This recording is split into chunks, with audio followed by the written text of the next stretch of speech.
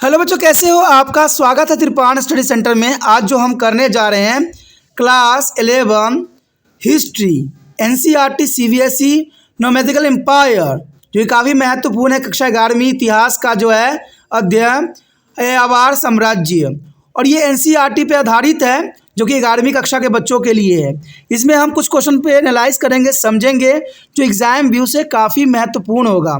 हमारा यहाँ क्वेश्चन जो हम करेंगे वो हिंदी इंग्लिश दोनों ही माध्यम में रहेगा, तो ये और भी आपके लिए महत्वपूर्ण रहेगा। तो हर एक क्वेश्चन को समझिए, देखिए और विचार कीजिए।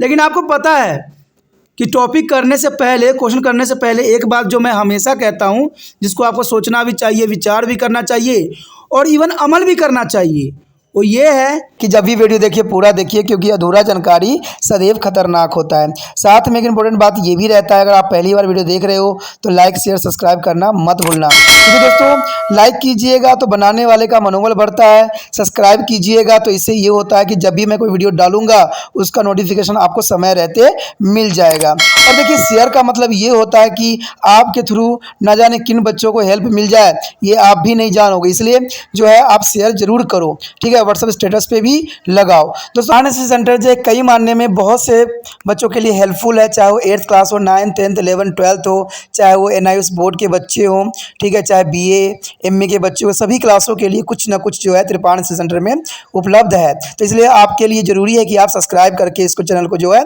सेव कर लो, नहीं तो बाद में अगर रिसर्च करोगे तो शायद आपको ये चैनल प्राप्त ना हो। तो इसलिए सोचना नहीं, विचार नहीं करना है, सब्सक्राइब करके जो है अपने पास सेव करना है। दोस्तों ये तो बात था आपके लिए, लेकिन अब देखते हैं हमारा आज टॉपिक क्या है।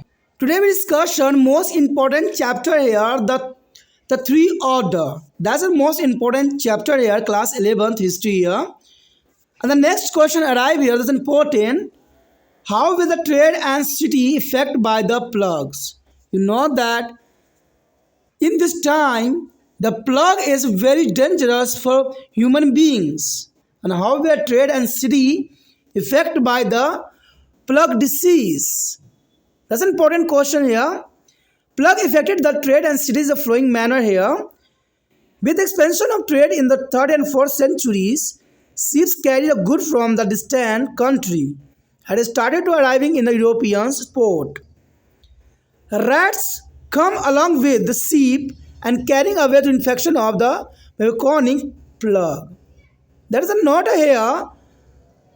The rat is travel, there is other country, and there Europeans port and the spread of disease of infection of plague here. As a trade center, cities were hardest hit. In close communities like monasteries and convent, when individual to contract the plague. You know that the community, monasteries and convent, there is contact with the plague. It was not long before everyone did. The plague took it is a worst toll among the infant, young and the elder. You know that plague is spread here to the infant, young and elder. And plague also lead to the depopulation, which is resulting in a major shortage of labor. There is a major problem here, economical crisis, because the major shortage of labor on this time. That's important here. यहाँ पर जो हमारा अगला question आया है, class 11वीं इतिहास के अंतर्गत चैप्टर जो है 3 वर्ग, और हमारा अगला क्वेश्चन जो है काफ़ी महत्वपूर्ण है कि प्लग से व्यापार और शहर किस प्रकार प्रभावित हुए। देखा जाए तो ये काफ़ी महत्वपूर्ण बात आती है कि इस समय जो है बीमारी ने, जो कि प्लग से थी, प्लग की बीमारी थी जो चूहे से फैलता था, और ये बीमारी जो है यूरोप में पूरी तरह ही माम मचा दिया। जनसंख्या खत्म हो गई, लेबरों की कमी हो गई, बच्चे बूढ़े नवजात सब पे बुरा असर पड़ा। देखा जाए तो एक बीमारी थी ये, जो हमारे बस में नहीं था। कहते हैं चूहे जो होते थे, जो प्लग बीमारी फैलाने का मुख्य कारक बनते हैं, चोरी छुपे जहाज़ों पे आ गए और पूरे शहर में त्राहिमाम मचा दिया। ये तो प्राकृतिक आपदा ही एक तरह से देखा जाए है। लेकिन आज जो पूरा विश्व त्राहिमाम कर रही है, ये तो प्राकृतिक आपदा नहीं है, ये तो मनुष्य के लिया गया, अपने चाल चले गए और अपने राज्य को विस्तार के लिए किया गया एक षड्यंत्र है। आज देखिए विश्व जो है थर्ड वर्ल्ड वॉर की तरफ बढ़ रही है। क्या आपको लगता है कि आज ऐसा करना चाहिए? हमने देखा था प्रथम विश्व युद्ध हुई तो इसके रिगार्डिंग में एक संस्था बनाई गई जिसका काम था विश्व युद्ध को रोकना, लेकिन वह वहाँ पर भी असफल रही। जब सेकेंड वर्ल्ड वॉर हुआ तो उस समय भी ऑर्गेनाइजेशन बनाई गई जो विश्व जो है युद्धों को रोकने के लिए, लेकिन आज वो भी फेल है। आखिर देखा जाए तो ये किस मकसद की तरफ बढ़ रहे हैं? जमीन के टुकड़े के लिए आपस में लड़ रहे हैं, धर्म पे लड़ रहे हैं। कहते हैं दोस्तों, एक व्यक्ति की सोच विचार पूरे जनता को नुकसान पहुंचाती है। मेरा विचार तो यही है कि जिस व्यक्ति को प्रॉब्लम है, जिस व्यक्ति को ऐसा चाहिए, उन दोनों व्यक्तियों को आपस में तलवार दे दो और आपस में कह लो फैसला कर लेने के लिए। जनता क्यों मरे? जनता को नुकसान क्यों हो? जनता ददर क्यों भटके? क्या मंत्री लोग कभी ददर भटकते हैं? आराम से जो है बिस्तरों पे सोते हैं, चैन से नींद सोते हैं, अच्छे से खाना खाते हैं। मेन प्रॉब्लम किसको आता है? आम गरीबों को आती है, जनता को आती है। लेकिन जनता तो कभी नहीं कहती कि युद्ध करो। आप कहते हैं युद्ध किसी भी काल में सही नहीं था। युद्ध जब भी हुआ है और व्यक्ति समझदार होता है तो पहले जो है बात से बात करने की कोशिश करता है, और ये हमारे ग्रंथों में भी लिखी गई है। कई जगह इसका उदाहरण भी हमें मिलता है। आप स्वयं ही समझदार हो कि युद्ध कभी भी किसी देश काल के लिए अच्छा नहीं होता है, लेकिन ना जाने ये इंसान कब समझेंगे। और युद्ध पूरा जनता नहीं चाहती है। युद्ध तो दो मंत्रियों की आपसी मतभेद होता है और उसी मतभेद में पूरा जनता को जो है घसीट देती है। और ये मंत्री आराम से विदेशों में सैर कर रही होती है या चैन से अपने घरों में सुरक्षा के कवच में बैठी होती है, और आम जनता के घर जो है बर्बाद हो रहे होते हैं। चारों तरफ त्राही माम होती है, लोग भूख प्यास से मर रहे होते हैं, देश में इकोनॉमिक अर्थव्यवस्था खत्म हो गई होती है। तो ये तो चलिए इंसानों के द्वारा पैदा किया हुआ था, लेकिन इंसान लगता नहीं है कि कभी सुधरने वाला है। न आज सुधरा है, न कल सुधरेगा, न भविष्य में सुधरने वाला है।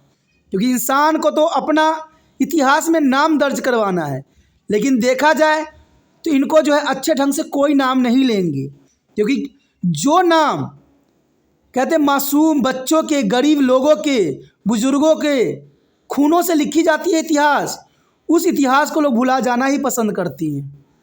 कहते हैं चंगेज़ खान भी पूरा विश्व को जितना था उसने जीत भी लिया था, लेकिन उसका नाम कोई भी इतिहास में याद नहीं करना चाहता, क्योंकि कुछ राजाओं का कोई भी याद नहीं करना चाहेगा।